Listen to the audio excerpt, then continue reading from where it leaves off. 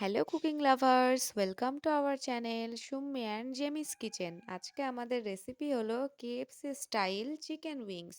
তো চিকেনগুলো আমরা লেগ পিসের মতো করে একটু একটু করে কেটে নিলাম, তাহলে মশলাগুলো ভেতরে ভালো যাবে। তো এইভাবে আপনারাও কেটে নেবেন। পুরো গোটা দিলে মশলাগুলো শুধু গায়ে লেগে থাকবে, ভেতরে যাবে না। তারপরে আমরা পেঁয়াজ রসুন আদা বাটা, তাতে কাঁচা লঙ্কাও ছিল, তো সেই পেস্টটা দিয়ে দিলাম। তারপরে দিলাম হলুদ গুঁড়ো, দিয়ে দিলাম লবণ, তারপরে একটু দিয়ে দিলাম মরিচ গুঁড়ো, আর দিয়ে নিচ্ছি শুকনো লঙ্কার গুঁড়ো। আর তারপরে একটু দিয়ে দিলাম কালো মরিচ গুঁড়ো, আর একটু স্বাদ মতো চিনি। চিনিটা তো ব্যবহার করতেই হবে। আর দিয়ে দিলাম চিংসের চিলি পিকল, আর দিয়ে দিলাম সয়া সস। সয়া সসটা দিলে যে চিকেনের একটা সাদাটে ভাব সেটা চলে যাবে। দিয়ে আলতো হাতে ভালো করে ম্যারিনেট করে নিলাম।